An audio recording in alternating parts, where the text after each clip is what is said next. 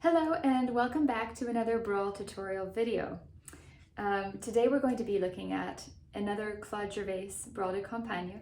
He wrote a lot of these, and so we could be at this for a while, but never fear, today we're only going to be at it for about another 8 minutes or so.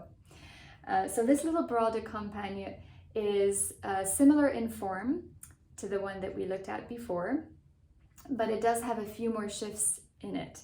And so my vision for these videos over time is if you start with the first one and kind of work your way through in time, the repertoire is going to kind of beef up your technique as we go. Similar to the last video, I am going to start out playing in DG. And what I mean by that is if your melody strings are in D, then you're good to go. However, if you have a G-C hurdy-gurdy and your melody strings are G strings, then I will have a special segment for you at the end like last time as well. So stick around. Hopefully this is helpful. I do have PDFs of the music in both keys. So yay, let's take a listen.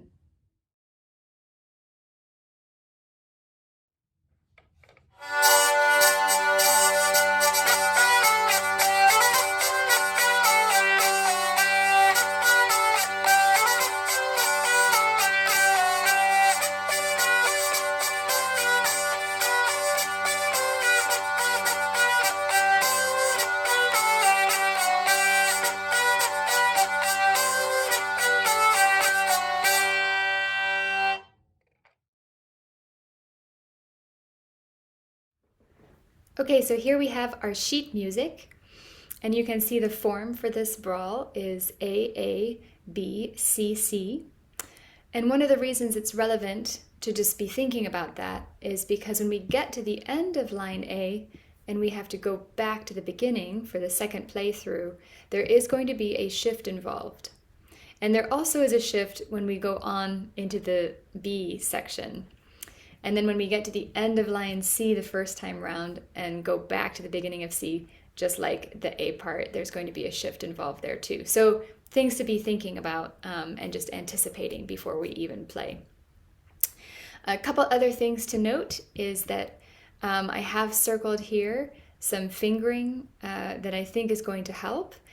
Really, you can think of the A and the C parts played in two hand positions. The first hand position, our pinky is on G, ring fingers on A, middle finger on B, and index on C. That's the opening hand position for both the A and the C sections. And then right here, halfway through each of those sections, you see that there is a fingering that I've written in there. And that basically, I'm encouraging you to think about taking that hand position and everybody just shifting down one note. And so you'll see here, for example, the middle finger playing B, that's going to shift to index finger playing B. So when your whole hand moves to accommodate that shift, then every finger is just going to go down one note.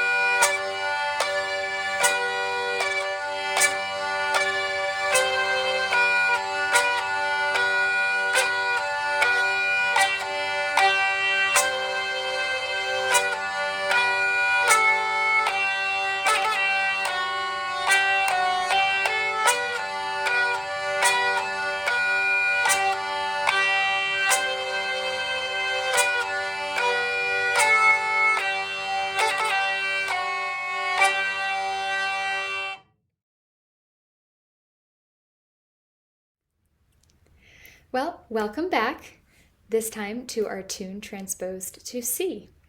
And so if you're playing with your G melody string on the wheel, you'll want to start with your middle finger on the E key. And this is the 5th key.